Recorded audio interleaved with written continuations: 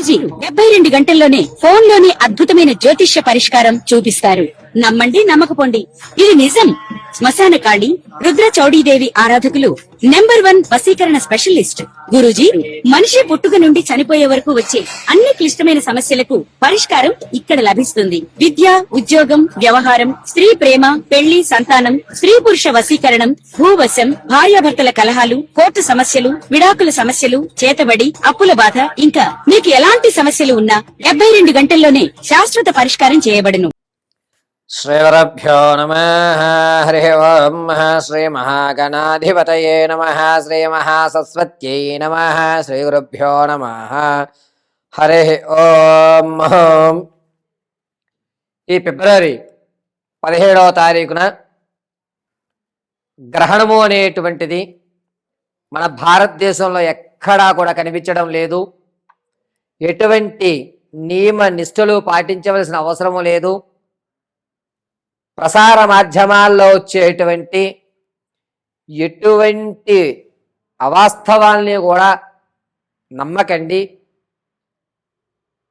మేషం మొదలుకొని మీనరాశి వరకు కూడా ఈ అమావాస్యలో మంగళవారం రోజు గ్రహణం పడుతోంది. ఆ దానాలు చేయండి, ఈ దానాలు చేయండి అనేటువంటివి వస్తుంటే కనుక వాటిని నమ్మవద్దు. 17వ తారీఖు బహుళ అమావాస్య మంగళవారం రోజున పంచగ్రహ కూటమి ఏర్పడుతోంది. అంటే 5 గ్రహాలు ఏకస్థలంలోకి విచ్చేస్తున్నాయి. ఈ యొక్క పంచగ్రహ కూటమి ప్రభావం అంతా కూడాను మార్చి 1వ తారీఖు వరకు కూడా ఉంటుంది. అయితే ఈ అమావాస్య నుంచి ప్రారంభం చేసుకుని మార్చి 1వ తారీఖు వరకు కూడా మేషం నుంచి మొదలు పెట్టుకుని మీనరాశి వరకు వారి ఆలోచన విధానం మారుతుంది. ఈ ఆలోచన విధానం వల్ల మేషం మొదలుకొని మీనరాశి వరకు కూడా ఆర్థికంగా ఏదన్నా మంచి అవకాశాలు కానీ, ఆకస్మికమైన ధనం లభించడం కానీ, లేదా ఆర్థిక ప్రణాళికలో మార్పులు చెందడం కానీ, అప్పులు తీరేటువంటి మార్గాలు కానీ ఎటువంటివి ఏమన్నా ఉన్నాయా, ఏమన్నా ప్రమాదాలు జరిగేటువంటి అవకాశం ఉందా, మేమేమన్నా కొత్త పనులు ప్రారంభం చేయాలి అంటే కనుక ఈ సమయంలో చేసుకోవచ్చా, వీటన్నిటినీ కూడా మనం ఒకసారి పరిశీలన చేద్దాం. ఈ 17వ తారీఖు నుంచి 1వ తారీఖు మార్చి 1వ తారీఖు వరకు ఆదివారం వరకు అన్నమాట, మేషం మొదలుకొని మీనరాశి వరకు జరిగేటువంటి ప్రభావాలు, ఫలితాలు అన్నీ కూడా గోచార రీత్యా మీకు తెలియజేయడం జరుగుతుంది. ఈ గోచార రీత్యా ఫలితాలను శ్రద్ధగా ఆలకించుకోండి. వ్యక్తిగతమైన జాతకానికైతే మాత్రం కింద స్క్రోల్ అవుతున్న నెంబర్ను సంప్రదించండి. అయితే పంచగ్రహ కూటమి వల్ల ఏ ఏ రాశి వారికి ఏ విధమైన ఫలితాలు సంభవిస్తున్నాయి అనేటువంటి విషయంలో మనం విడివిడిగా రాశి 12 రాసుల వారిని కూడా మనం ఒకసారి పరిశీలన చేద్దాం. శ్రీ గురుభ్యో నమః. హరి ఓం. ద్వాదశ రాశుల్లో 7వదైనటువంటి తులారాశి ఈ 17వ తారీఖు బహుళ అమావాస్య మంగళవారం నుండి ప్రారంభం చేసుకుని త్రయోదశి ఆదివారం 1వ తారీఖు మార్చి 1వ తారీఖు వరకు కూడా పంచగ్రహ కూటముల వల్ల ఏ విధమైన ఆర్థిక ఇబ్బందులు కలుగుతున్నాయి అంటే, వీరు ఇంతకు ముందు నేను ధనం ఇచ్చేస్తాను అని నమ్మి పలికి మీ దగ్గర ఎవరైతే ధనం తీసుకున్నారో వారు ధనం ఇవ్వకపోవడం, నేను నమ్మిన వాళ్ళు నన్నే మోసం చేశారు అనేటువంటి విషయాన్ని గ్రహించడం, నేను ఎవరికి కూడా ఇక నుంచి ధనం ఇవ్వకూడదు అని ఒక నిర్ణయానికి రావడం చేస్తూ ఉంటారు. ఆర్థికంగా ప్రణాళిక అనేటువంటిది ఇబ్బంది పడినా సరేలే మనం ఇదే స్థాయిలో ఉండాలి అనేటువంటి ఒక నిర్ణయాన్ని తెచ్చుకుంటుంటారు. పైగా ఆర్థికంగా కొంచెం ఇబ్బంది పడుతూ ఉంటారు.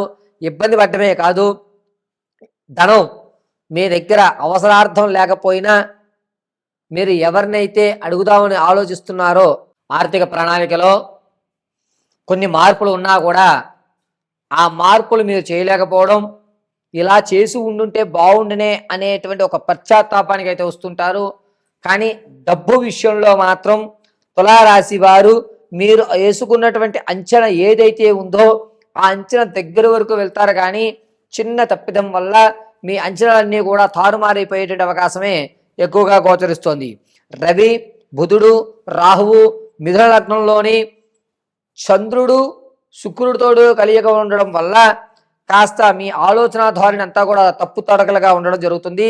1వ తారీఖు వరకు కూడా మీ ఆర్థిక ప్రణాళిక అంచనా వరకు వెళ్ళి ఆగిపోవడం అనేది జరగడం వల్ల కాస్త ఇబ్బందులు పడేటువంటి అవకాశమే ఎక్కువగా గోచరిస్తోంది.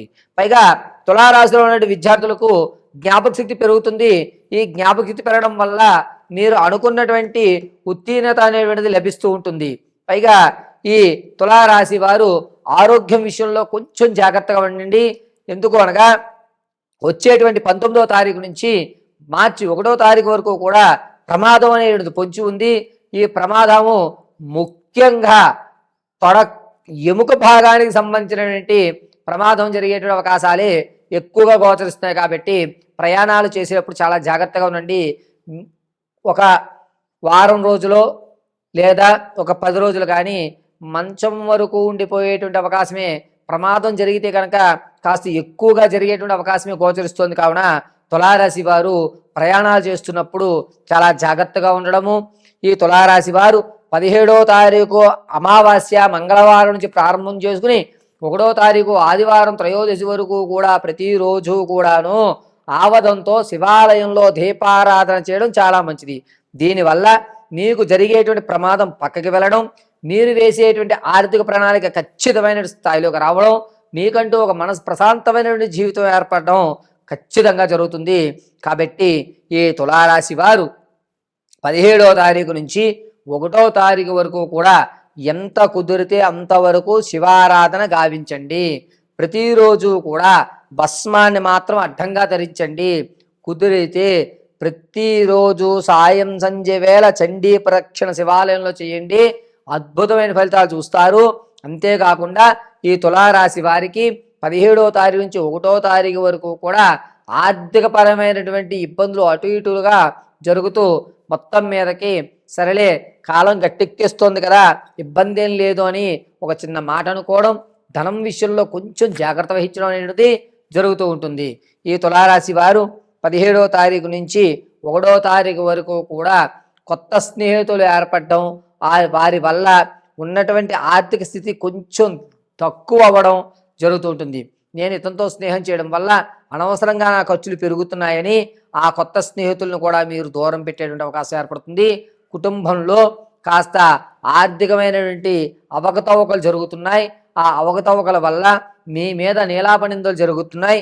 ఆ నీలాపనింద వల్ల మీరు ఇంట్లోంచి కొన్ని రోజులు బయటికి వచ్చి జీవించాలి అనేటువంటి నిర్ణయాన్ని తీసుకుంటారు. మీకంటూ ఒక సపరేట్గా ఒక వ్యవస్థ కావాలి అని ఎక్కువ శాతం ఆలోచిస్తుంటారు.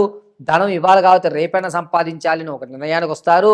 కానీ మీరు ఎంతసేపు అయితే బయట ఇండివిజువల్గా ఉందామని మీరు అనుకుంటున్నారో దానికి భిన్నంగా కలిసి ఉండేటువంటి అవకాశమై లభిస్తుంది.